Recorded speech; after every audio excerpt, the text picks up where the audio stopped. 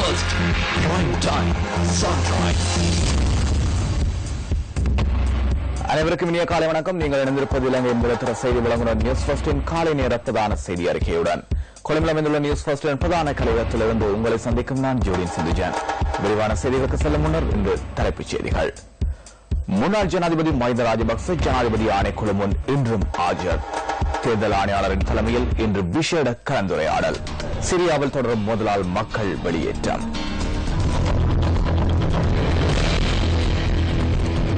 தொடர்ந்து போது அவதானம். விரிவான செய்திகள் வசம்.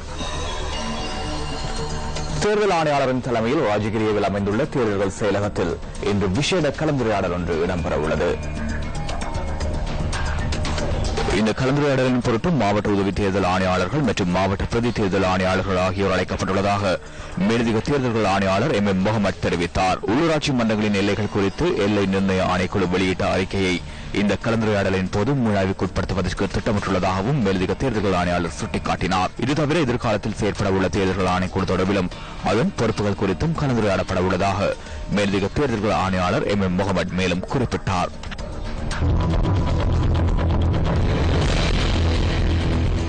முன்னாள் ஜனாதிபதி மஹிந்த ராஜபக்ச பாரிய ஊழல் மோசடிகள் தொடர்பில் விசாரணை செய்யும் ஜனாதிபதி ஆணைக்குழு முன்னிலையில் இன்றும் ஆஜராக உள்ளார். கடந்த ஜனாதிபதி தேர்தலின் போது தேர்தல் பிரசார நடவடிக்கைகளுக்காக சுயாதீன தொலைக்காட்சி சேவைக்கு சுமார் 200 மில்லியன் ரூபாய் நட்டம் ஏற்படுத்தியமை தொடர்பிலான விசாரணைக்கு முன்னாள் ஜனாதிபதி அழைக்கப்பட்டதாக ஆணைக்குழுவின் செயலாளர் லெசில் டி சில்வா தெரிவித்துள்ளார். இது தொடர்பான விசாரணைகளுக்காக இதற்கு முன்னரும் முன்னாள் ஜனாதிபதி மஹிந்த ராஜபக்ச பாரிய ஊழல் மோசடிகள் தொடர்பில் விசாரணை செய்யும் ஜனாதிபதி ஆணைக்குழு முன் ஆஜராகியிருந்தார்.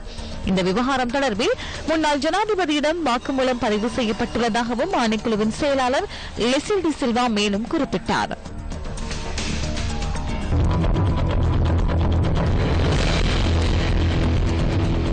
சீகிரிய இதாமலுவ தேக்கு வனப்பகுதியில் வீதியால் பயணித்துக் கொண்டிருந்த பெண்ணொருவர் காட்டு யானை தாக்கியதில் பரிதாபகரமாக உயிரிழந்துள்ளார். தம்புளை ஹபரணை பிரதான வீதியில் இதாமலுவ தேக்கு வனப்பகுதியில் இந்த தாக்குதல் சம்பவம் இடம்பெற்றுள்ளது. யானையின் தாக்குதலுக்கு இலக்காகிய பெண் தம்புளை ஆதார வைத்தியசாலையில் அனுமதிக்கப்பட்டதன் பின்னர் உயிரிழந்துள்ளார். குறித்த சம்பவத்தில் உயிரிழந்த பெண்ணை அடையாளம் காண்பதற்கு போலீசார் மேலதிக விசாரணைகளை முன்னெடுத்து வருகின்றனர்.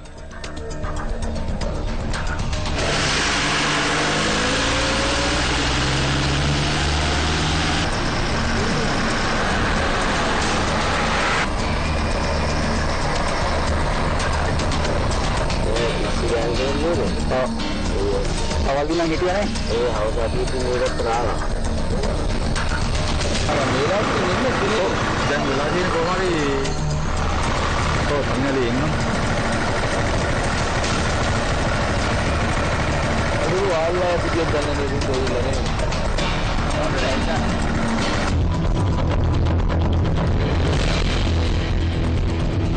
வாகன கொள்வனவிற்காக வாடிக்கையாளர்களுக்கு 190% குத்தகை வசதியை ஏற்படுத்திக் கொடுத்துள்ளமைக்காக வாகன இறக்குமதியாளர்கள் சங்கம் அரசாங்கத்திற்கு பாராட்டு தெரிவித்துள்ளது. நிதியமைச்சின் இந்த தீர்மானம் காரணமாக வாகனங்களை கொள்வனவு செய்ய எதிர்பார்க்கின்ற பெரும் எண்ணிக்கையானோர் தங்களின் நோக்கங்களை நிறைவேற்றிக் கொள்ள முடியும் என அந்த சங்கத்தின் தலைவர் சம்பத் மெரஞ்சிகே குறிப்பிடுகின்றார். இது தவிர வாகன விற்பனை சந்தை மேலும் விஸ்தரிக்கப்படுவதற்கும் இந்த தீர்மானம் ஏதுவாக அமைந்துள்ளதாகவும் அவர் சுட்டிக்காட்டினார். வாகனங்களுக்கு 190% குத்தகை வசதியை பெற்றுக் கொள்வதற்கு நேற்று முதல் நிதியமைச்சினால் சந்தர்ப்பம் ஏற்படுத்தி கொடுக்கப்பட்டுள்ளது. இதற்கான உத்தியோகபூர்வ அறிவித்தலை இலங்கை மத்திய வங்கியின் ஊடாக அரசு மற்றும் தனியார் நிதி நிறுவனங்களுக்கு நேற்று விநியோகித்துள்ளதாக அமைச்சு விடுத்துள்ள அறிக்கையில் சுட்டிக்காட்டப்பட்டுள்ளது. 100% குத்தகை வசதியை பெற்றுக் கொள்வதற்கு வாடிக்கையாளர்களுக்கு வழங்கப்பட்டிருந்த சந்தர்ப்பம் கடந்த செப்டம்பர் மாதம் 15ஆம் தேதி முதல் வாகனங்களின் பெறுமதிக்கு ஏற்ப இலங்கை மத்திய வங்கியினால் 70% வரையறுக்கப்பட்டது. எவ்வாறாயினும் இந்த நிலைமையின் கீழ் வாகன சந்தையில் இடம்பெறக்கூடிய வீண் அழுத்தங்களை கவனத்தில் கொண்டு வாகனத்தின் பெறுமதிக்கு ஏற்ப 90% வரை குத்தகை வசதியை பெற்றுக் கொடுப்பதற்கு நடவடிக்கை எடுக்கப்படும் என்றும் நிதி அமைச்சர் அண்மையில் குறிப்பிட்டிருந்தார்.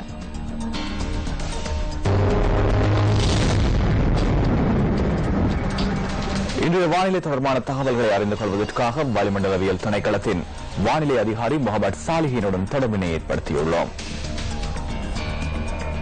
வடக்கு, கிழக்கு, வடமத்திய மற்றும் ஊவா மாகாணங்களிலும் அம்பாந்தோட்டை மாவட்டத்திலும் அடிக்கடி மழை பெய்யக்கூடும். சில இடங்களில் சுமார் 100 மில்லிமீட்டரிலும் கூடிய பலத்த மழை பெய்யக்கூடும்.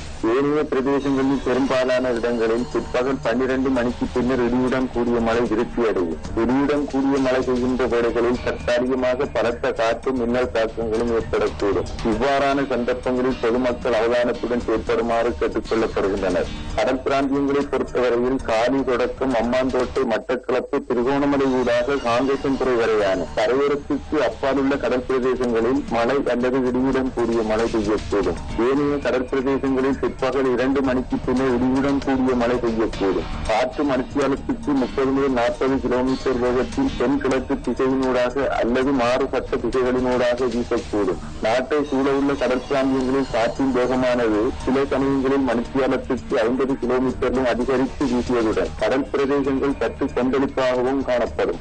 ஆனால் இடியுடன் கூடிய மழை பெய்கின்ற வேளைகளில் கடற்பிரதேசங்கள் மிகவும் கொந்தளிப்பான நிலையில் காணப்படும்.